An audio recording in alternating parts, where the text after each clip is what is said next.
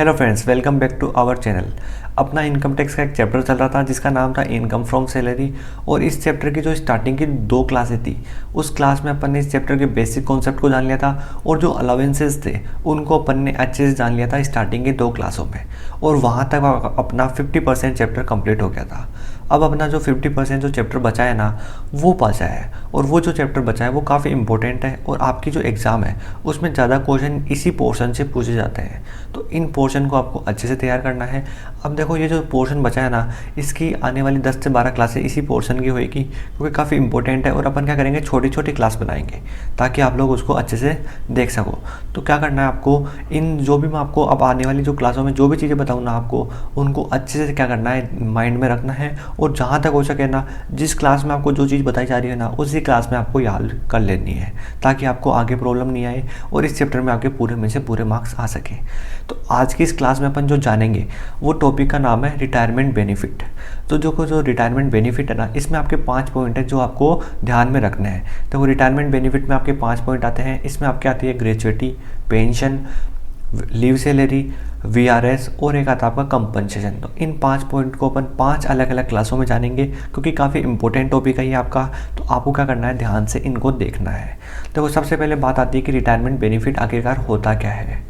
मैं आपको इसको सिंपल लैंग्वेज में बताऊं तो रिटायरमेंट बेनिफिट का मतलब ये है कि देखो, कोई एम्प्लॉय कहीं पे कार्य करता है तो उसको कभी ना कभी वहाँ से क्या होना पड़ता है, काम को छोड़ना पड़ता है, क्योंकि उसको क्या होता है, रिटायर हो जाता है। यानी कि जो एज होती है ना, उसके बाद में उसको काम छोड़ना ही पड़ता है। आप लोगों ने देख रखा होगा, आपके घर में भी काफ़ी सारे लोग होंगे जो कहीं पर काम करने के बाद कुछ समय बाद में क्या होता है, रिटायर होते हैं। यानी कुछ सालों का क्या होता है, पीरियड होता है, उसके बाद में उसको उस काम को छोड़ना ही पड़ता है। तो वही क्या है, यहाँ पे आपको सेम कंडीशन लेते हुए चलना है। तो रिटायरमेंट बेनिफिट का मतलब ये है कि जब वो वहाँ से काम को छोड़ेगा तो जो उसका एम्प्लॉयर है ना, वो उसको कुछ फैसिलिटी देता है। तो उन्हीं फैसिलिटी को अपन बोलते हैं रिटायरमेंट बेनिफिट। यानी उसको जब वो रिटायर होगा ना, तब उसको क्या मिलेगी, कुछ फैसिलिटीज़ मिलेगी। और ये जो फैसिलिटी मिलती है वो केवल रिटायरमेंट होने पर ही मिलती है। अगर वो रिटायर नहीं होता ना, तो उसको वो फैसिलिटी नहीं मिलती है। ये सभी एम्प्लॉय को मिलती है, चाहे गवर्नमेंट का एम्प्लॉय हो चाहे प्राइवेट का एम्प्लॉय हो, दोनों ही एम्प्लॉय को ये फैसिलिटीज़ मिलती है।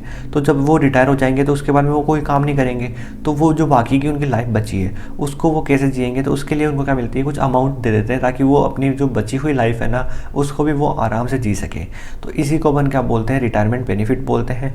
लेकिन जो अपनी गवर्नमेंट है वो बोलती है कि आप चाहे आपकी जो इनकम है वो कहीं से भी होगी ना, तो हम उस पर क्या लेंगे, टैक्स लेंगे। तो अपने को क्या करनी है, इसकी कैलकुलेशन करनी होगी कि जो ग्रेच्युटी वगैरह उसको मिलेगी, उसके अपने को क्या करनी है, कैलकुलेशन करनी है। अब देखो, मैंने जो ये पर्टिकुलर जो एक पॉइंट बनाया है जिसका नाम है रिटायरमेंट बेनिफिट, इसमें मैं आपको 5 चीज़ें बताऊंगा। इसमें आपके आते हैं एक तो ग्रेच्युटी, एक पेंशन आएगी आपके, एक आएगा आपका लीव सैलरी, एक आपके वीआरएस आएगा। वीआरएस का मतलब है वॉलंटरी रिटायरमेंट स्कीम। और लास्ट में अपन पढ़ेंगे कंपनसेशन। तो इन 5 टॉपिक को अपन 5 क्लासों में जानेंगे, क्योंकि देखो छोटे छोटे टॉपिक है लेकिन इंपॉर्टेंट टॉपिक है। तो इनको अपन हर क्लास में एक एक टॉपिक को जानेंगे। इंपॉर्टेंट है इसलिए मैं बोलूँगा जो चीज़ आपको जिस क्लास में बताई जाए ना, उसी क्लास में आपको याद करते हुए चलना है। तो आज की जो क्लास है, इस क्लास में अपन एक पॉइंट पढ़ेंगे जिसका नाम है ग्रेच्युटी। ये जो ग्रेच्युटी है, इसके बारे में अपन सारी चीज़ें डिटेल में जानेंगे कि ग्रेच्युटी होती क्या है, ग्रेच्युटी की कैलकुलेशन कैसे करते हैं, और इससे रिलेटेड अपन क्या करेंगे, एक इलिस्ट्रेशन भी करेंगे ताकि आपके क्या होंगे, जो भी डाउट रह जाएंगे ना ऊपर, वो सारी चीज़ें उस इलिस्ट्रेशन में क्लियर हो जाएगी। सबसे पहले बात आती है कि ग्रेच्युटी जो है वो होती क्या है। तो अगर मैं ग्रेच्युटी के लिए एक वर्ड का यूज़ करूँ तो 1 वर्ड में अपन इसको बोलेंगे थैंक यू। यानी जो ग्रेच्युटी है वो एक थैंक यू का ही रूप है। यानी कि देखो, जब अपन किसी को थैंक यू तब बोलते हैं जब अपना कोई काम कर देता है। यानी अपन ने किसी को काम बोला और अगर उसने काम कर दिया तो अपन क्या बोलते हैं, उसको थैंक यू बोलते हैं। तो सेम चीज़ यहाँ पे भी वही चीज़ें लागू हो रही है। जैसे मान लो कोई एम्प्लॉय है, वो एम्प्लॉयर का क्या करता है, काम करता है, तो एम्प्लॉयर उसको बदले में क्या बोलता है, थैंक यू बोलता है। लेकिन जो उसको थैंक यू बोलेगा ना, वो उसको कुछ अमाउंट पे करके बोलेगा। यानी यहाँ पे जो एम्प्लॉयर है वो एम्प्लॉय को थैंक यू के रूप में क्या देगा, कुछ इनाम देगा, यानी पारितोषित करेगा उसको। तो और जो पारितोषित करेगा वो किसी अमाउंट के रूप में करेगा। तो यहाँ पे जो थैंक यू है उसका मतलब ये है। तो इस चीज़ को आपको ध्यान में रखना है। अगर मैं आपको बुक की डेफिनेशन बताऊँ तो आपके बुक में जो डेफिनेशन दे रखी है वो ये दे रखी है कि जो नियोक्ता है वो अपने कर्मचारी को उसकी सेवाओं के बदले में जो पारितोषिक देता है ना, उसी को अपन क्या बोलते हैं, ग्रेच्युटी बोलते हैं। अगर मैं इसको सिंपल लैंग्वेज में बोलूँ तो इसका मतलब ये हो गया कि जो एम्प्लॉय कहीं पे काम करता है और जब वहाँ से वो क्या होगा, रिटायर होगा, तो जो एम्प्लॉयर होगा वो उसको क्या देगा, कुछ अमाउंट या फिर कुछ भी उसके जो कार्य किया है ना उसने इतने सालों तक उस कंपनी के लिए, तो तो उसके बदले में उसको कुछ पारितोषित करेगा, यानी इनाम वगैरह देगा। तो उसी को अपन क्या बोलते हैं, ग्रेजुएटी बोलते हैं। तो जो गवर्नमेंट होती है ना अपनी, वो बोलती है कि आपकी इनकम हो रही है यहाँ से भी, तो हमारे को क्या दो, आप टैक्स दो। क्योंकि गवर्नमेंट को क्या चाहिए, टैक्स चाहिए, चाहे आपकी इनकम कहीं से भी हो, चाहे आप लीगल तरीके से कमाओ, चाहे आप इलीगल तरीके से कमाओ, आपको क्या देना होगा, टैक्स देना ही होगा। ग्रेजुएटी हालांकि इनकम है वो लीगली होती है, लेकिन क्या बोलती है गवर्नमेंट कि हमारे को तो क्या चाहिए, टैक्स चाहिए। आपकी इनकम हो रही है तो हम क्या लेंगे, आपसे टैक्स लेंगे। तो इसकी क्या करनी पड़ती है, अपने को कैलकुलेशन करनी पड़ती है, क्योंकि गवर्नमेंट ने कुछ एग्जेम्पशन वगैरह दे रखी है, तो अपन उन सबको हटा के फिर देंगे अपन टैक्स वगैरह। तो क्या करना होगा, अपने को ग्रेजुएटी की कैलकुलेशन करनी होगी, जो कि काफ़ी इंपॉर्टेंट है। देखो जो मैंने आपको डेफिनेशन वगैरह बताई ना, ये आपसे नहीं पूछी जाएगी, ये केवल आपको नॉर्मल याद रखनी है, क्योंकि आप कॉमर्स के स्टूडेंट है तो आपको पता होना चाहिए कि ग्रेजुएटी आखिरकार होती क्या है। तो इसलिए आपको केवल ध्यान रखना है कि ग्रेजुएटी होती क्या है, जनरल नॉलेज के लिए। आपसे वहाँ पे पूछा नहीं जाएगा कि ग्रेजुएटी क्या होती है, इसको लिखो। वहाँ पे आपसे कैलकुलेशन ही पूछी जाएगी कि ग्रेजुएटी की आपको क्या करनी होगी, कैलकुलेशन करनी होगी। तो अपन क्या करते हैं, कैलकुलेशन को जानते हैं। तो कैलकुलेशन का जो पार्ट है ना, वो काफ़ी इंपॉर्टेंट है, तो इसको आपको ध्यान से देखना है और काफ़ी इंपॉर्टेंट पार्ट है। तो चलिए अपन देखते हैं। तो चलिए अब अपन स्टार्ट करते हैं। जो ग्रेजुएटी है इसकी आपको कैलकुलेशन कैसे करनी है, इसके बारे में अपन जानेंगे। देखो अपन ने सबसे पहले लिखा रिटायरमेंट बेनिफिट, क्योंकि इसका ही एक पार्ट था, और इसका जो पार्ट है उसका क्या नाम है, ग्रेजुएटी है। तो अपन इसके बारे में अब जानेंगे। तो देखो जो ग्रेजुएटी है इसके लिए जो एक्ट लगता है वो लगता है 1972 लगता है। अगर आप लोगों को याद रह जाए तो याद रख लेना, वरना इसकी कोई दिक्कत नहीं होगी, थ्योरी का आपके क्वेश्चन आते नहीं है। तो जो ग्रेजुएटी का एक्ट लगता है वो कौन सा लगता है, 1972 लगता है।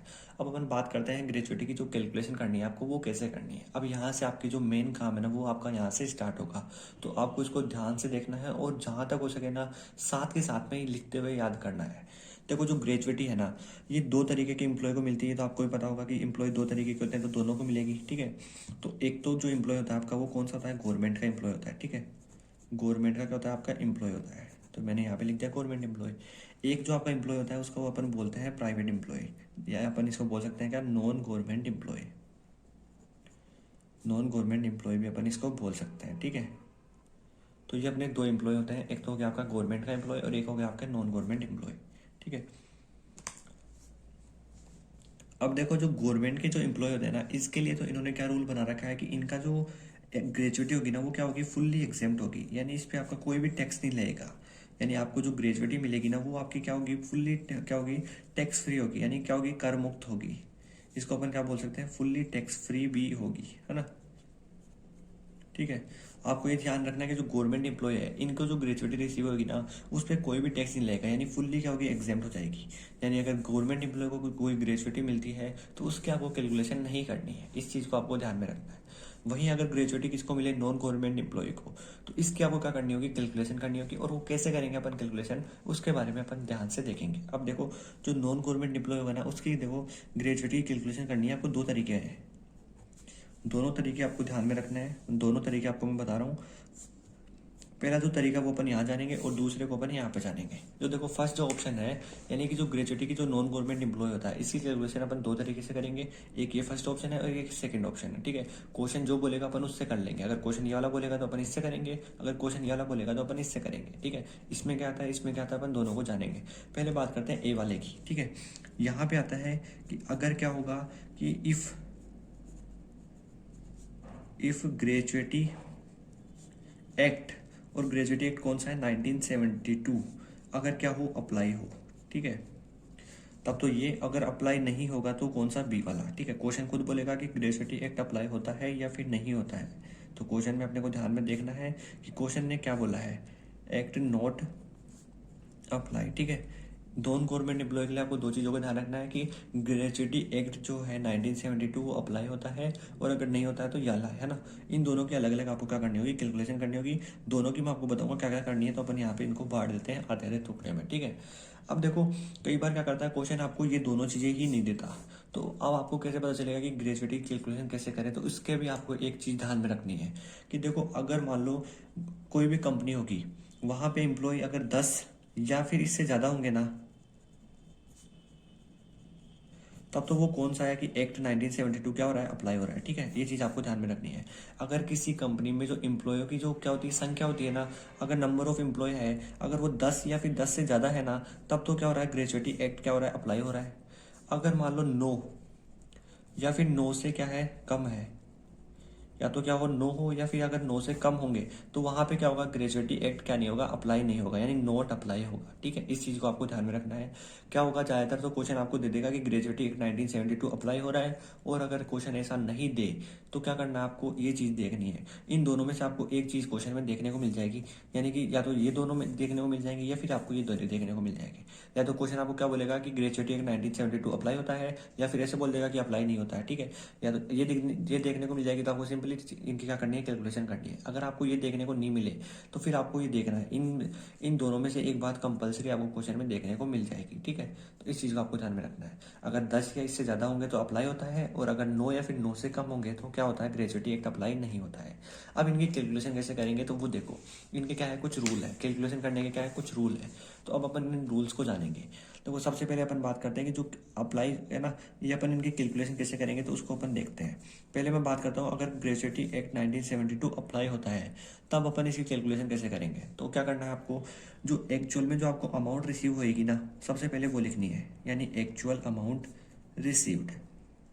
ठीक है, जो भी हो आपको वो अमाउंट यहाँ पे लिख देनी है। इसमें से आपको क्या करना है, लेस करना है, और लेस क्या करोगे आप, लिस्ट विल बी एग्जेम्प्ट,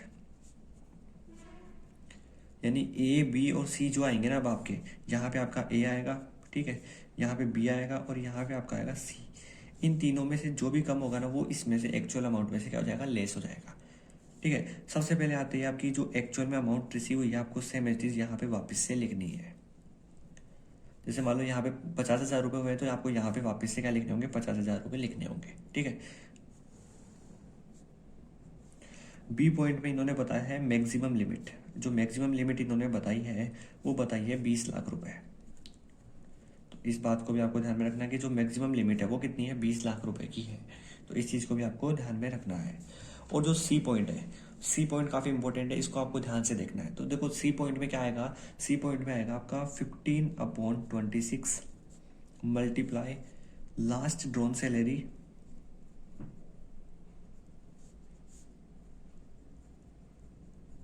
ठीक है, लास्ट ड्रॉन सैलरी, फिर आपको क्या करना है, मल्टीप्लाई करना है इसी में कंप्लीटेड ईयर ऑफ सर्विस।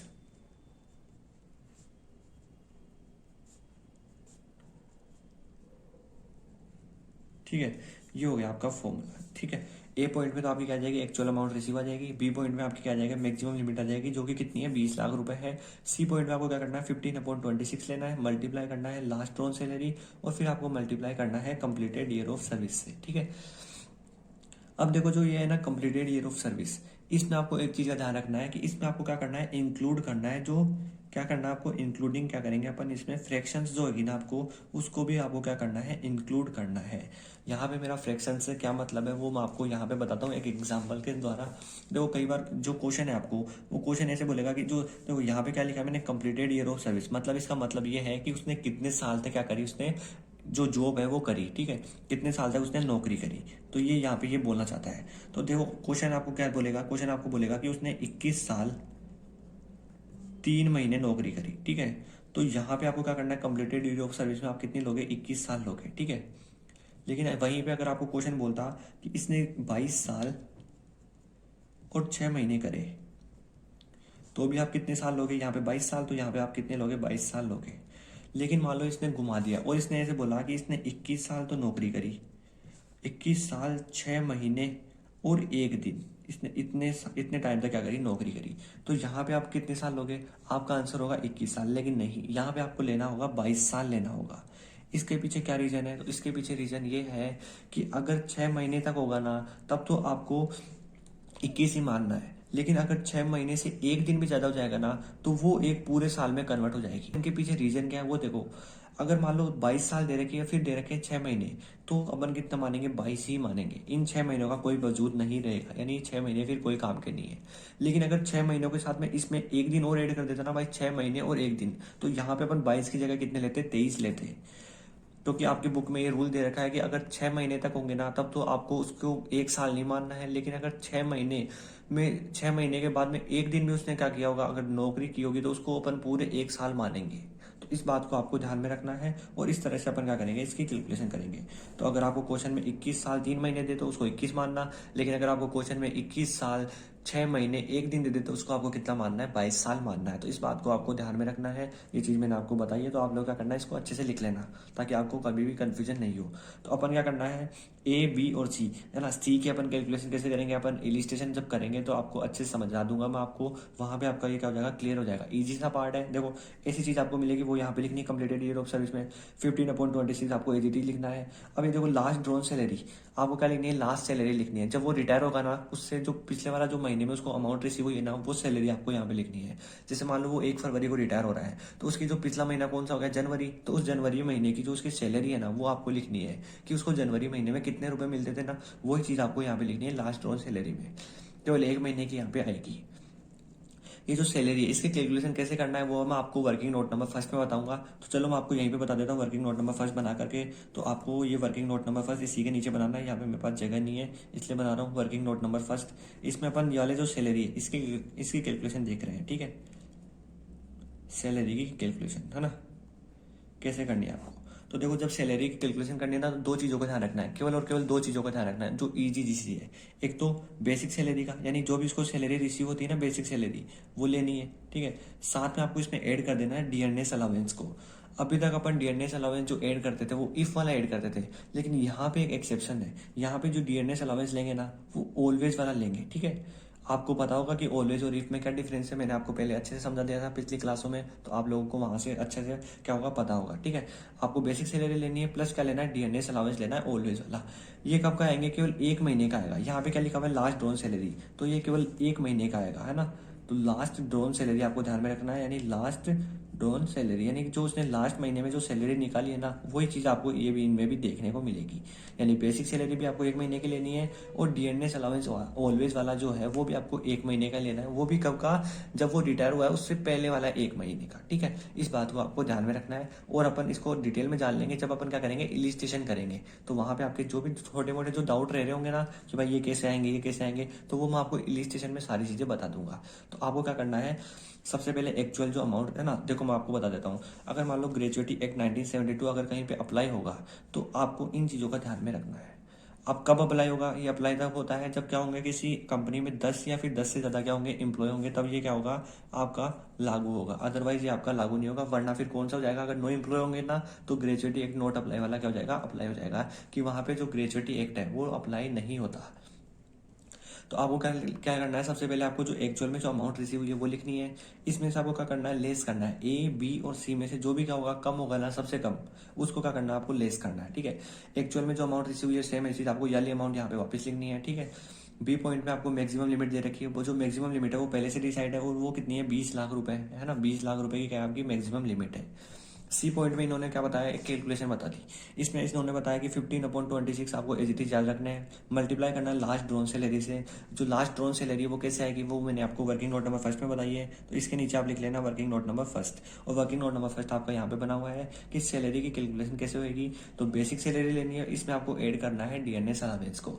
और ये तो दोनों चीजें आएगी, वो कौन सी आएगी, रिटायरमेंट से जो पहले वाला जो क्या होगा, जो महीना होगा उसमें जो उसकी सैलरी है और डीएनएस अलाउंस है, वो आपको यहाँ पे लेना है। इन दोनों का आप जोड़ोगे, यानी कि एडिशन करोगे, तो आपकी जो आएगी वो क्या आएगी, आपकी लास्ट ड्रॉन सैलरी यहाँ पे आ जाएगी। इलिस्ट्रेशन में मैं आपको और अच्छे से समझा दूंगा। फिर आपको क्या करना है, कंप्लीटेड ईयर ऑफ सर्विस को क्या करना है, यहाँ पे मल्टीप्लाई करना है। और जो कंप्लीटेड ईयर ऑफ सर्विस में है ना, आपको इंक्लूड करना है फ्रैक्शंस को। और फ्रैक्शंस को कब इंक्लूड करेंगे कब नहीं करेंगे ये भी मैंने आपको बता दिया, कि अगर 21 साल और 3 महीने देंगे तो उसको अपन 21 साल ही मानेंगे। लेकिन अगर मान लो 21 साल 6 महीने और अगर 1 दिन साथ में दे दिया तो उसको अपन 21 नहीं 22 साल मानेंगे। लेकिन यहीं पे अगर 1 दिन हटा देते हैं और केवल 21 साल और 6 महीने दिए हुए होते, तो यहाँ पे अपन 21 साल ही मानते। तो आई होप आपको ये सारी चीजें समझ में आ गई होगी। अब अपन बढ़ते हैं अपने सेकंड पॉइंट की ओर। अब देखो अपन जानते हैं इस बी पॉइंट को, और बी पॉइंट था कि अगर मान लो ग्रेजुएटी एक्ट क्या नहीं होता, अप्लाई नहीं होता है। आपको क्वेश्चन ने बोल दिया कि ग्रेजुएटी एक्ट 1972 अप्लाई नहीं हो रहा है क्वेश्चन में, तो तब आपको इसकी कैलकुलेशन करनी है। अगर अप्लाई होता है तो आपको ये वाली कैलकुलेशन करनी है, अगर अप्लाई नहीं होता है तो ये वाली कैलकुलेशन करनी है। और अगर आप मान लो क्वेश्चन कुछ भी नहीं बोले कि भाई अप्लाई नहीं हो रहा वगैरह, कुछ भी नहीं बोले, और साथ में ये दे दे कि वहां पे कंपनी में 9 या फिर 9 से कम एम्प्लॉय है, तो क्या करना है, आपको ये ध्यान में रखना है कि वहां पे क्या नहीं होगा, अप्लाई नहीं होगा। इस चीज को आपको ध्यान में रखना है, ठीक है। तो इसकी कैलकुलेशन अपन कैसे करेंगे वो देखो। सबसे पहले आपको वही लिखनी है, एक्चुअल में जो अमाउंट रिसीव हुई है ना, आपको सेम चीज आपको वो भी यहाँ पे लिखनी है, एक्चुअल अमाउंट रिसीव्ड, ठीक है। यहाँ पे अपन लिख देंगे एक्चुअल अमाउंट रिसीव्ड। इसमें से आपको क्या करना है, लेस करना है। लेस क्या करेंगे अपन, जो भी क्या होगा लिस्ट उसको अपन क्या कर देंगे, लेस कर देंगे, तो लीस्ट विल बी एग्जेम्प्ट। तो जो भी अपना क्या होगा, लीस्ट होगा ना ए बी और सी में से, वो क्या हो जाएगा, इसमें से लेस हो जाएगा। तो अपन यहाँ पे लिख देते हैं ए पॉइंट आएगा यहाँ पे अपना, बी पॉइंट आएगा यहाँ पे अपना, और सी पॉइंट आएगा यहाँ पे अपना। ठीक है, अगर मैं बात करूँ ए पॉइंट की, तो ए पॉइंट में तो आपके सेम एज चीज हो जाएगा, एक्चुअल में जो आपको अमाउंट रिसीव हुई है ना, वो की वो चीज आपको यहाँ पे देखने को मिल जाएगी।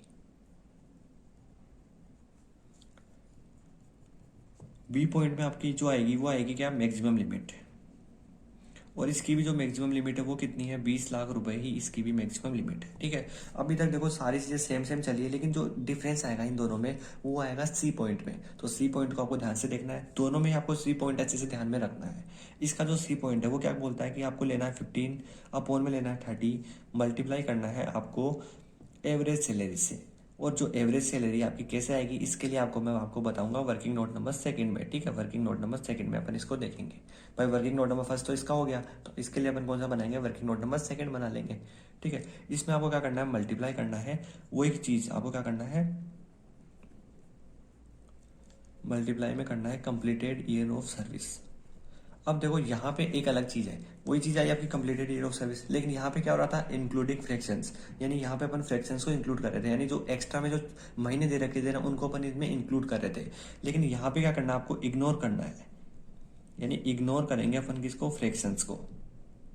जो आपके फ्रैक्शंस होंगे ना, उनको आपको क्या करना है, इग्नोर करना है। जैसे मान लो आपको क्वेश्चन में 21 साल 6 महीने और 1 दिन दे दिया, तो आपको क्या करना है, यहाँ पे आप 22 लोगे ना, अगर यही वाली कंडीशन होती तो आप यहाँ पे 22 ले लेते, लेकिन यहाँ पे क्या बोल रहा है, ये इग्नोर करना है, यानी कि आपको इनको ध्यान में नहीं रखना, केवल आपको ये ध्यान में रखना है कि 21 साल दे रखी है, तो यहाँ पे क्या जाएगा, 21 आ जाएगा। ठीक है, लेकिन यही चीज अगर यहाँ पे होती तो यहाँ पे अपन कितनी मानते, 22 साल मानते। तो इस चीज को आपको ध्यान में रखना है, और आई होप आपको समझ में आ गया होगा कि मैं क्या कहना चाहता हूँ। ठीक है, तो इस चीज को आपको ध्यान में रखना। अब अपने को क्या करना है, ये जो एवरेज सैलरी है ना, इसकी कैलकुलेशन करनी है कि ये कैसे निकलेगी, तो इसके बारे में भी मैं आपको बताता हूँ। तो जो वर्किंग नोट नंबर सेकंड है वो मैं आपका यहाँ पे बना रहा हूँ, वर्किंग नोट नंबर सेकंड, और वर्किंग नोट नंबर सेकंड में अपन देखेंगे कैलकुलेशन, देखेंगे एवरेज सैलरी की। तो यहाँ पे मैं आपका लिख देता हूँ कि कैलकुलेशन ऑफ एवरेज सैलरी।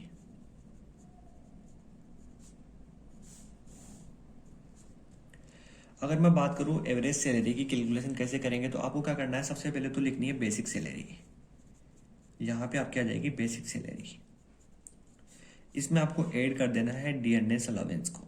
लेकिन जो डियरनेस अलाउंस आएगा इसमें, वो आएगा आपका इफ वाला आएगा। पिछले वाले में डी ऑलवेज था, लेकिन यहाँ पे कौन सा आएगा, डी इफ आएगा। फिर आपको लेना है कमीशन। अगर क्वेश्चन आपको कमीशन के बारे में कुछ बोले तो आपको वो कमीशन भी लेना है। कमीशन बेस्ड ऑन टर्नओवर, यानी जो कमीशन होगा वो आएगा, और काय पे आएगा, वो टर्नओवर पे आएगा। ठीक है, तो ये 3 चीजें आपको लेनी है, और ये कब की लेनी है उसके रिगार्डिंग भी एक चीज बोल रखी है क्वेश्चन ने, कि 10th मंथ, यानी कि 10 महीने की, है ना, 10 months just presiding the month of retirement, और अपॉन में क्या जाएगा, 10 आ जाएगा इसके। ठीक है, अब देखो मैं आपको समझाता हूँ। सबसे पहले आपको क्या लेनी है, बेसिक सैलरी लेनी है, इसमें आपको ऐड करना है डियरनेस अलाउंस इफ वाला, प्लस आपको इसमें ऐड करना है कमीशन बेस्ड ऑन टर्नओवर। अब देखो ये जो 3 चीजें हैं, ये कब क्या आएगी, कि 10th मंथ, यानी केवल 10 महीने की ये चीजें आएगी, और just preceding the month of retirement. ये ऐसे कह रहा है कि जिस महीने में वो रिटायर हो रहा है ना, उससे पहले के जो 10 महीने है ना, उन 10 महीने की ये सारी चीजें आपकी यहाँ पे आएगी।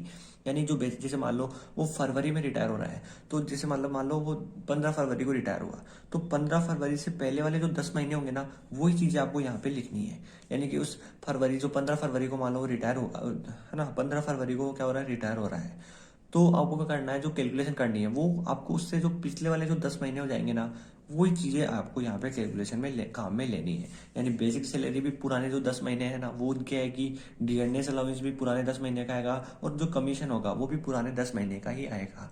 अभी इलिस्ट्रेशन में मैं आपको बता दूंगा। ठीक है, फिर नीचे आपको अपॉन में क्या लिखना है, 10 लिखना है। तो इस तरह से अपनी क्या आ जाएगी, एवरेज सैलरी आ जाएगी।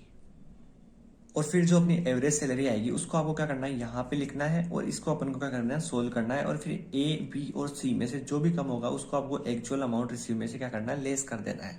तो इस तरह से अपनी क्या आ जाएगी ग्रेजुएटी। अगर एक्ट 1972 अप्लाई नहीं होगा तो फिर अपन क्या कर लेंगे, इसकी कैलकुलेशन कर लेंगे। ठीक है, तो आई होप आपको सारी चीजें समझ में आ गई होगी। अब अपन क्या करेंगे, एक इलिस्ट्रेशन करेंगे। इलिस्ट्रेशन स्टार्ट करने से पहले मैं आपको बोलूंगा कि आप लोग क्या कर सकते हो, इसकी फुल व्यू ले सकते हो कि अपन ने क्या क्या चीजें देखी। ठीक है, आपको मैं एक बार फिर से क्योंकि रिवीजन करा देता हूँ कि अपन ने क्या क्या चीजें पढ़ी है। तो देखो, अपन ने ग्रेजुएटी के बारे में जाना। ग्रेजुएटी में दो एम्प्लॉय होते हैं, एक होता है आपका गवर्नमेंट का एम्प्लॉय, एक होता है आपका नॉन गवर्नमेंट एम्प्लॉय। ठीक है, जो गवर्नमेंट एम्प्लॉय होता है उसके लिए क्या होता है, फुल्ली एग्जाम्ड होती है, यानी उसके लिए कोई भी टैक्स नहीं लगता, टैक्स फ्री होती है। अब देखो, जो नॉन गवर्नमेंट एम्प्लॉय है ना, इसमें आपको दो कंडीशन दे देंगे कि भाई अगर मान लो ग्रेजुएटी एक 1972 अप्लाई होता है तब आप इसकी कैलकुलेशन करो, और अगर अप्लाई नहीं होता तब आप इसकी कैलकुलेशन करो। तो इसके दोनों को मैंने आपको सारी चीजें बताई है कि कैसे आपको क्या करनी है, इसकी कैलकुलेशन करनी है। इस बात का आपको ध्यान में रखना है कि अगर मान लो क्वेश्चन आपको ये नहीं दे और साथ में ये दे दे कि किसी कंपनी में केवल 10 एम्प्लॉय है या फिर 10 से ज्यादा एम्प्लॉय है, तो आपको ध्यान रखना है कि वहां पे ग्रेजुएटी एक्ट लागू हो रहा है। अगर मान लो क्वेश्चन बोले कि नो एम्प्लॉय है फिर 9 से कम है, तो आपको वहां पे ये देखना है कि वहां पे क्या होगा, ग्रेजुएटी एक्ट अप्लाई नहीं होगा। तो इस बात को आपको ध्यान में रखना है। क्वेश्चन इन दोनों में से एक बात जरूर देगा आपको, तो दोनों में से आपको ढूंढना है कि क्वेश्चन में आपको कौन सी बात दे रखी है। ज्यादातर आपको क्वेश्चन में ये चीज देखने को मिल जाएगी, इन दोनों में से आपको जो भी जो चीज होगी ना वो आपको देखने को मिल जाएगी। ये चीज आपको बहुत कम देखने को मिलेगी, तो आपको इस चीज को ध्यान में रखना है। इनकी कैलकुलेशन मैंने आपको बता दी है कि इसकी कैलकुलेशन मैंने देखो यहाँ से यहाँ पे स्टार्ट की थी, और ये इसका एक ये वर्किंग नोट था। फिर अगर मैं बात करूँ इसकी कैलकुलेशन की, तो इसकी कैलकुलेशन अपन ने यहाँ पे की। इसका जो वर्किंग नोट था वो अपन ने यहाँ पे देखा था। इसमें अपन ने एवरेज सैलरी की कैलकुलेशन देखी थी, और एवरेज सैलरी की कैलकुलेशन आपको अच्छे से समझ में आ गई होगी। अब अपन क्या करते हैं, एक इलिस्ट्रेशन करते हैं जहाँ पे आपके जो भी डाउट रहे होंगे ना, सारे डाउट आपके क्लियर हो जाएंगे। और ये जो इलिस्ट्रेशन है ये आपको मैं दोनों मेथड से कराऊंगा कि जब ग्रेजुएटी एक्ट 1972 अप्लाई होता है तब क्या होगा, और अगर ग्रेजुएटी एक्ट 1972 अप्लाई नहीं होता तब क्या होगा। तो दोनों चीज़ों को आपको ध्यान से देखना है, और जहाँ तक हो सके ना आपको सारी चीज़ों को करते हुए चलना है। यानी जो एग्जाम्पल है आपको अपनी बुक खोलनी है और साथ में करते हुए चलना है, ताकि आपकी जो भी क्वेरी हो सारी चीज़ें आपकी दूर हो जाए। और अगर आपको फिर भी कोई प्रॉब्लम आ रही हो तो क्या करना, आप थोड़ा सा वीडियो को पीछे करके वापस से चालू कर लेना, ताकि आपकी जो भी डाउट हो सारे क्लियर हो जाए। अब देखो, आप सभी को आपकी स्क्रीन पे एक इलिस्ट्रेशन नजर आ रहा होगा, तो मैं आपको क्या करूंगा, ये जो इलिस्ट्रेशन है ना, पहले मैं आपको पढ़ के सुना देता हूँ कि इलिस्ट्रेशन क्या कहना चाहता है, फिर अपन इस इलिस्ट्रेशन को करेंगे। तो देखो, जो इलिस्ट्रेशन है इसमें आपको एक सत्येंद्र है जो कि क्या है, कर्मचारी है। कुछ भी नहीं दे रखा कि गवर्नमेंट का है या फिर प्राइवेट का है। ठीक है, और इसने क्या बोला है कि वो जो ग्रेजुएटी एक्ट है 1972 में अप्लाई नहीं है, यानी कि जो 1972 का जो ग्रेजुएटी एक्ट है उसमें वो क्या नहीं है, अप्लाई नहीं होता है। यानी जो नॉट अप्लाई वाला जो कंडीशन है ना वो लगेगी। तो सबसे पहले आपको क्या करना है, सबसे पहले आपको यही लिख लेना है कि जो ग्रेजुएटी एक्ट लगेगा ना वो कौन सा लगेगा, नोट अप्लाई वाला लगेगा। यानी आपको इस चीज़ को माइंड में ध्यान रखना है, वहाँ पे लिखना नहीं है, मतलब आप लोगों को समझाने के लिए यहाँ पे लिख रहा हूँ। ठीक है, इस चीज़ को आपको माइंड में ध्यान में रखना है कि जो ग्रेजुएटी एक्ट है वो यहाँ पे क्या नहीं होगा, अप्लाई नहीं होगा। तो इस बात को आपको ध्यान में रखना है, लिखना नहीं है यहाँ पे, मैं आपको केवल बताने के लिए यहाँ पे लिख रहा हूँ। ठीक है, और जब ये चीज़ होती है ना, तो अब देखो आपके माइंड में सारी चीज़ें आ जानी चाहिए। अगर आप लोगों ने याद कर लिया होगा तो आपके लिए अच्छी है कि आपको सारी चीज़ें याद आ जानी चाहिए कि भाई इसमें क्या क्या होता है। सबसे पहले तो आपको एक चीज़ याद आ जानी चाहिए कि अपन क्या कर देते हैं, इग्नोर कर देते हैं। जो फ्रैक्शंस होते हैं ना अपन उनको क्या कर देते हैं, इग्नोर कर देते हैं। जब अप्लाई नहीं होता कौन सा, ग्रेजुएटी एक्ट 1972, तब अपन क्या कर देते हैं, इग्नोर कर देते हैं फ्रैक्शंस को। तो इस चीज़ को भी आपको ध्यान में रखना है। फिर क्वेश्चन ने बोला कि वह जो सत्येंद्र है वो 1 फरवरी 2021 को 20 ईयर्स और 11 मंथ्स की जो नौकरी है उसको करने के बाद क्या हुआ है, रिटायर हुआ है। तो उसको उसके नियोक्ता से 1,20,000 रुपए की क्या हुई है, ग्रेजुएटी रिसीव हुई है।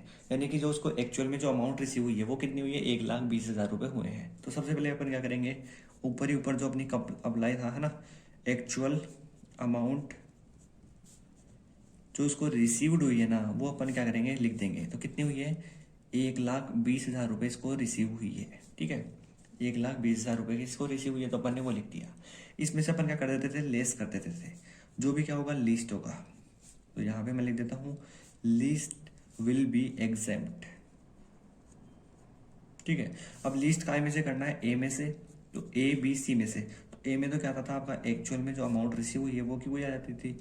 तो एक्चुअल अमाउंट रिसीव्ड है, तो एक्चुअल में जो अमाउंट रिसीव हुई है वो कितनी हुई, 1,20,000 रुपए। तो यहाँ पे अपन लिख देंगे 1,20,000 रुपए। ठीक है, अब देखो जो बी पॉइंट आएगा उसमें क्या आएगा, तो देखो जो बी पॉइंट आता है उसमें आपकी आती है मैक्सिमम लिमिट, और ये चीज़ें आपको याद होनी चाहिए, तभी आप इसको ईजी वे में कर पाओगे, अदरवाइज आपके लिए हार्ड होगा। तो इन चीज़ों को आपको क्या करना है, याद रख लेना है। तो ये तो हो गई 1,20,000 रुपये, ये हो गई अपनी 20 लाख रुपये, ठीक है। अब देखो जो इंपॉर्टेंट है वो कौन सा, अपना सी पॉइंट इंपॉर्टेंट है। और सी पॉइंट में अपन क्या लिख देते हैं, वो सारी चीज़ें मैं यहाँ पे लिख देता हूँ। तो सी पॉइंट में अपन लिख देते हैं कि 15 अपॉन कितना आएगा, 30 आएगा, क्योंकि ये क्या है, एक नोट अप्लाई वाला है। तो 15 अपॉन 30 मल्टीप्लाई, यहाँ पे क्या आएगा आपका एवरेज सैलरी आएगा।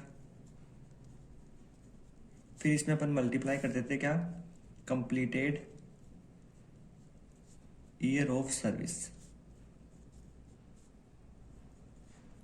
और इसमें अपन क्या कर देते थे, इग्नोर कर देते थे, जो अपना फ्रैक्शंस था उसको अपन इग्नोर कर देते थे, ठीक है। अब देखो अपन क्या करेंगे, इसकी कैलकुलेशन करेंगे, जो कि क्या है काफ़ी इंपॉर्टेंट है। अगर ये आपको आ गई ना, तो ये आपका इलिस्ट्रेशन इजी वे में क्या हो जाएगा, सोल्व हो जाएगा। तो अपन अब इसकी कैलकुलेशन देखते हैं। तो कैलकुलेशन में अपने को क्या करना है, जो 15/30 वो तो क्या आएगा अपना एज इट इज आ जाएगा। तो अपन यहाँ पे लिख देंगे 15/30, ठीक है। मल्टीप्लाई एवरेज सैलरी लिखनी है, और क्या लिखना है, कंप्लीटेड ईयर ऑफ सर्विस। तो यहाँ पे अपने क्या आ जाएगी, एवरेज सैलरी आ जाएगी। पहले देखो जो जो चीज़ दे रखी है ना, आप वो लिख दो। अब क्या दे रखा है, कंप्लीटेड ईयर ऑफ सर्विस दे रखे हैं। तो इसने बोला है कि 20 जो इसने 20 ईयर्स और 11 मंथ की क्या की है, नौकरी करी है, यानी 20 वर्ष और 11 माह इसने क्या किया है, काम किया है। लेकिन मैंने बोला था कि क्या करना है, आपको इग्नोर करना है फ्रैक्शंस को। तो यहाँ पे जो फ्रैक्शंस के रूप में दे रखा है वो कितने दे रखे हैं, 11 महीने दे रखे हैं। अगर यहाँ पे अगर अपन इंक्लूड कर रहे होते तो अपन यहाँ पे क्या लेते, 21 ईयर्स लेते। लेकिन यहाँ पे क्या करना है, अपने को इग्नोर करना है।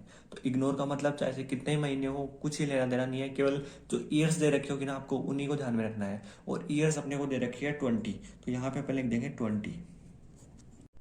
अब देखो अपन ने सारी चीजें लिख दी। क्या लिख दिया अपन ने, जो कंप्लीटेड ईयर ऑफ सर्विस कितनी थी, 20 थी, वो आ गया अपन ने यहाँ पे लिख दिया।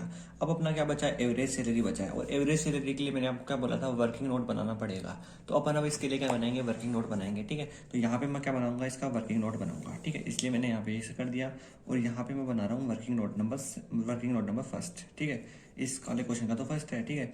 इसमें अपन क्या करेंगे, कैलकुलेशन करेंगे, किसकी, कैलकुलेशन ऑफ एवरेज सैलरी, ठीक है। अब देखो जब एवरेज सैलरी की अपन कैलकुलेशन करते हैं तो इसमें क्या क्या चीज़ें आती है, आपको वो चीज़ें ध्यान में होनी चाहिए। तो अगर मैं बात करूँ एवरेज सैलरी की कैलकुलेशन में क्या क्या आता है, तो इसमें आपका आता है बेसिक सैलरी, ठीक है।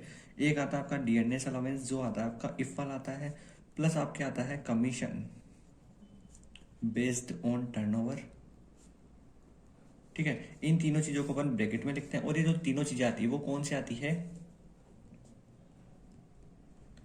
10th month just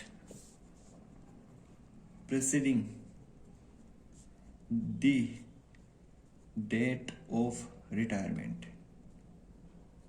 ठीक है। और अपोन में अपन क्या ले लेते हैं, 10 ले लेते हैं, ठीक है। ये चीज थी, ये चीज आपको याद हो गई होगी। तो ये चीज आपको अपन ने एचईटी लिख थी। अब देखो क्वेश्चन में अपने को सारी चीजें दे रखी होगी कि इसकी बेसिक सैलरी कितनी है, डीएनएस अलाउंस कितना है, प्लस जो कमीशन है वो कितना है, सारी चीजें आपको क्वेश्चन में मेंशन होगी। तो अपन क्या करेंगे, देखते हुए कर चलेंगे क्वेश्चन को। अब देखो क्वेश्चन ने क्या बोला है कि उसको 1,20,000 रुपए की ग्रेजुएटी रिसीव हुई, ठीक है।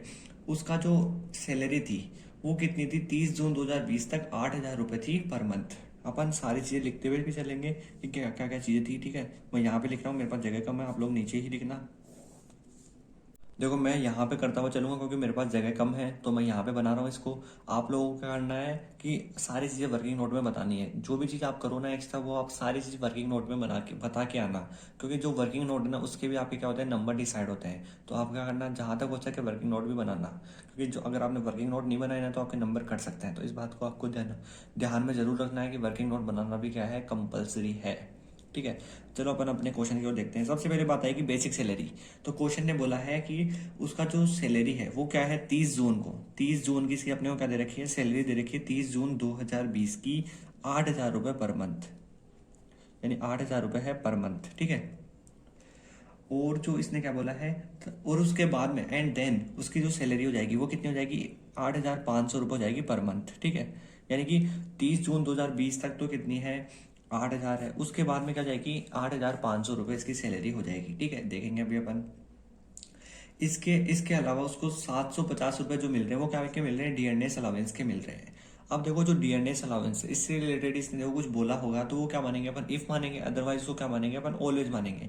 तो देखो क्वेश्चन ने क्या बोला है कि जो डीएनएस अलाउंस है उसका जो हाफ पार्ट है वो क्या है, सेवानिवृत्ति के लाभों की गणना करने हेतु वेतन माना जाता है। यानी इसने डीएनएस अलाउंस से रिलेटेड कोई बात बोली है तो अपन इसको क्या बोलेंगे, डीए इफ मानेंगे। मैंने आपको पहले बोला था कि अगर मान लो डीएनएस अलाउंस के साथ में अगर इसने कुछ भी बोला होगा तो अपन उसको क्या मानेंगे, इफ मानेंगे। तो यहाँ पे इसने कुछ बोला है तो अपन इसको क्या मानेंगे, डीएनएस अलाउंस इफ वाला मानेंगे। फिर इसने बोला है कि ग्रेजुएटी की कितनी राशि करमुक्त होगी, ठीक है, अपने को इसकी कैलकुलेशन करनी है। तो ठीक है, अपन इसकी कैलकुलेशन करते हैं। तो देखो अपने को सारी चीजें दे रखी है क्वेश्चन ने, तो अपन सारी चीजें एज इट इज के एज इट इज लिख देंगे और अपना क्वेश्चन क्या हो जाएगा, सोल्व हो जाएगा। सबसे पहले अपने को क्या निकालना है, बेसिक सैलरी।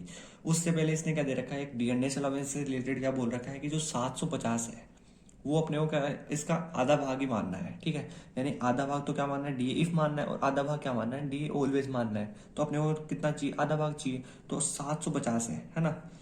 और कितने महीने का लेना है अपने को, 10 महीने का। तो 750 एक महीने का, तो मल्टीप्लाई कर देंगे 10 का हो जाएगा, ठीक है। लेकिन 750 का कितना होना चाहिए था, आधा होना चाहिए था। तो आधे के लिए क्या करते हैं अपन, आधा कर लेते हैं 1/2, है ना। यहाँ पे आप किसी को भी कोई प्रॉब्लम नहीं होगी, क्योंकि कमीशन दे नहीं रखा तो कमीशन आएगा नहीं, ठीक है। इसमें अपने को क्या करना है, ऐड करना है बेसिक सैलरी। वो अपन क्या करेंगे, ऐड करेंगे। लेकिन बेसिक सैलरी आपको निकालनी आएगी, ठीक है। अभी अपन इसको निकाल देंगे, ठीक है। और अपोन में क्या आता है, 10 आता है, तो अपन इसको एज इट इज यहाँ पे 10 भी लिख देंगे। अब अपना क्या बचा है, बेसिक सैलरी। देखो जो चीज आती जाए ना आपको लिखते जाना है, ताकि आपका क्वेश्चन क्या होता रहे, सोल्व होता रहे। ऐसे नहीं देखना कि भाई पहले ये लिखूं फिर ये लिखूं, है ना। जो चीज आपको मिल जाए आपको वो चीज लिख देनी है। देखो डीएनएस अलाउंस दे रखा था 750 रुपए, ठीक है। अब ये एक महीने का था 750, अपने को कितने का चाहिए, 10 महीने का चाहिए। तो मल्टीप्लाई कर देंगे अपन 10 से, तो 10 महीने का जाएगा, ठीक है। और क्वेश्चन ने बोला है कि आधे को ही क्या मानना है, डी इफ मानना है। तो ये चीज हो गई। अब अपना क्या बचा, बेसिक सैलरी बची। जो बेसिक सैलरी लेनी है वो कितने महीने की लेनी है, 10 महीने की लेनी है। लेकिन देखो क्वेश्चन ने क्या बोला, क्वेश्चन ने ये से बोला कि 30 जून 2020 तक तो उसकी जो सैलरी है वो है 8,000 रुपए पर मंथ। उसके बाद में कितनी हो जाएगी, 8,500 रुपए हो जाएगी पर मंथ, ठीक है। तो देखो ये जब रिटायर हो रहा है वो कब हो रहा है, फरवरी में रिटायर हो रहा है। तो फरवरी से पहले के जो 10 महीने वो आपको लिख डालने हैं। तो फरवरी से पहले क्या आता है आपका, जनवरी आएगा। उससे पहले क्या आएगा आपका, दिसंबर। फिर आएगा आपका क्या, नवंबर, अक्टूबर, सितंबर, ठीक है। ऐसे आपको क्या करना है, 10 महीने निकाल लेने हैं।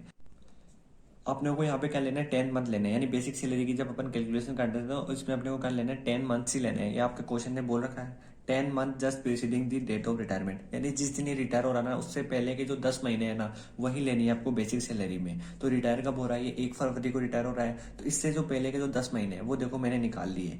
तो इससे जो 10 जो महीने हैं ना वो कौन कौन से आएंगे, एक तो आपका आएगा जनवरी आएगा, फिर दिसंबर आएगा, नवंबर आएगा, अक्टूबर आएगा, सितंबर आएगा, अगस्त आएगा, जून जुलाई आ जाएंगे, मई आ जाएगा, अप्रैल आ जाएगा, ठीक है। इस तरह से आपके 10 हो गए, 1 2 3 4 5 6 7 8 9 10, ठीक है, 10 हो गए। इसने बोला कि जो 30 जून है यानी अप्रैल मई जून, यानी यहां तक तो इसकी जो सैलरी है वो कितनी है, 8,000 रुपए।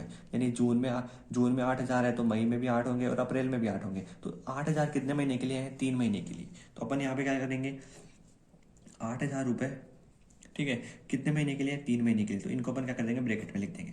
साथ में क्या है, इसने बोला कि यहां तक तो कितने थे, 8,000 थे। इसके बाद में कितने हो जाएंगे, 8,500 जाएंगे, 8,500 जाएंगे। तो ये कितने महीने के लिए हुए, 1 2 3 4 5 6 7। तो 7 महीने के लिए कितने हो गए, 8,500। तो यहाँ पे मल्टीप्लाई कर देंगे 7 से, ठीक है। ये आपकी क्या हुई, कैलकुलेशन हो गई, ठीक है। अपन क्या कर देंगे, इनको दोनों को ऐड कर देंगे, क्योंकि ये क्या है, दोनों एक ही चीज है। क्योंकि 10 महीने की लेनी है बेसिक सैलरी, तो ये तो अपनी क्या हो गई, बेसिक सैलरी हो गई, ठीक है। और ये अपना क्या हो गया, डीएनएस अलावेंस हो गया। आई होप आपको समझ में आ गया होगा कि 10 महीने अपन ने कैसे क्या किए। यानी जून तक 8,000 थे तो 8,000 3 महीने हो गए, और बाकी के 8,500 कितने हो गए, 7 महीने के लिए हो गए। अब अपन क्या करेंगे, इसको सोल्व करेंगे। चलिए मैं इसको क्या करता हूँ, सोल्व करता हूँ। तो 8,000 मल्टीप्लाई किया 3 से, ठीक है। ये कितना आया, 24,000 आया। तो 24,000 मैंने यहाँ पे लिखा। इसमें आपको प्लस करना है कितना, 8,500 मल्टीप्लाई किया 7 से, तो ये कितना आया आपका 59,500, ठीक है। अपन अब इसको सोल्व कर देते हैं। 750 मल्टीप्लाई 10 किया तो 7,500, और डिवाइड बाई 1/2 किया तो कितना आया, 3,750। और इसको अपन डिवाइड करवा देंगे 10 से। अब अपन लिख देते हैं इनको पूरे को, 24,000 प्लस 59,500, है ना। और इसमें प्लस करना आपको 3,750, और डिवाइड करवा देना है 10 से। तो ये अपनी क्या गई, एवरेज सैलरी आ गई 8,725 रुपये। ठीक है, ये आ गई अपनी क्या एवरेज सैलरी आ गई कितनी 8,725 रुपये। ठीक है, ये क्या आई अपनी एवरेज सैलरी आई। तो अपन क्या करेंगे इस एवरेज सैलरी को यहाँ पे लिखेंगे, है ना। तो ये अपनी क्या आई एवरेज सैलरी, तो एवरेज सैलरी को अपन को यहाँ पे लिखना है 8,725 रुपये। अब अपन क्या करेंगे इसको सोल्व कर देंगे तो अपनी क्या आ जाएगी, सी पॉइंट अपना निकल के आ जाएगा। तो इसको सोल्व करने के लिए क्या करना है, सबसे पहले आप मल्टीप्लाई करना, 8725 को 20 से मल्टीप्लाई किया इसको 15 से और डिवाइड करवा दिया 30 से। ठीक है, तो अपना यह आया 87,250 यानी कि 87,250 रुपये अपने ये आ गए। ठीक है, अब देखो अपन ने सारी चीजें निकाली, जो भी क्वेश्चन ने पूछा था अपन ने सारी चीजें निकाली। तो क्वेश्चन ने लास्ट में ये पूछा है कि ग्रेजुएटी की जो कितनी राशि है वो क्या होगी, एग्जेम्प्टेड होगी, यानी कि कितनी राशि वो अपन क्या करेंगे, एग्जेम्प्ट करेंगे। अभी देखो इसने क्या बोला, एग्जेम्प्ट करेंगे, तो एग्जेम्प्ट कितनी करेंगे अपन, इन तीनों में से जो कम होगा उसी को हम एग्जेम्प्ट करेंगे। तो कितनी अमाउंट एग्जेम्प्ट कर रहे हैं अपन, 87,250 को अपन क्या करेंगे, एग्जेम्प्ट करेंगे।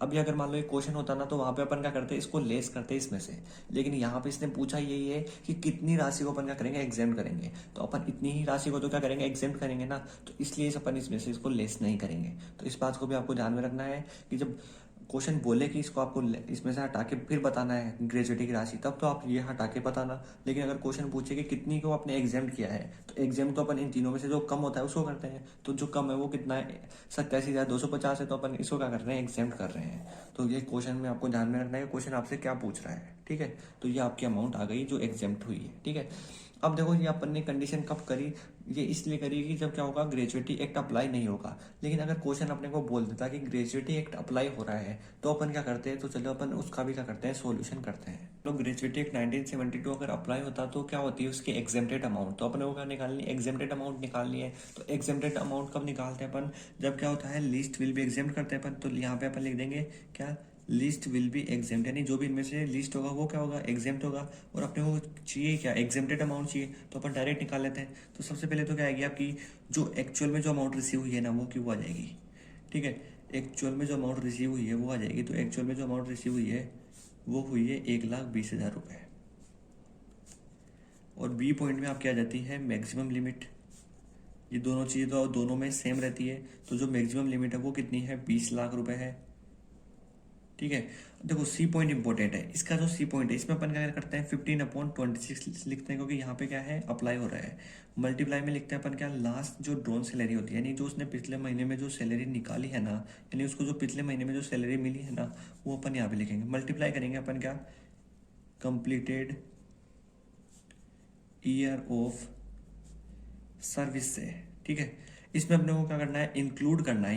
यहाँ पे अपन क्या करेंगे, इंक्लूडिंग फ्रैक्शंस, यानी कि जो भी ऊपर के जो महीने वगैरह देवे होंगे ना उनको अपन को ऐड करना है। और कैसे ऐड करना है वो मैंने आपको पहले बता दिया था। ठीक है, तो अपन अब इसको क्या करेंगे, सोल्व करेंगे। तो देखो सबसे पहले क्या लिखेंगे अपन, जो चीजें है ना अपन इसको ब्रैकेट में लिख लेते हैं, 15/26। ठीक है, लास्ट महीने के अपन सैलरी निकालेंगे, वो कैसे निकालते हैं मैंने आपको बताया था, है ना। देखो पहले अपन कंप्लीटेड ईयर ऑफ सर्विस को लिख लेते हैं। तो देखो कंप्लीटेड ईयर ऑफ सर्विस के लिए इसने क्या बोला है कि उसने 20 ईयर्स और 11 मंथ क्या की है, नौकरी की है।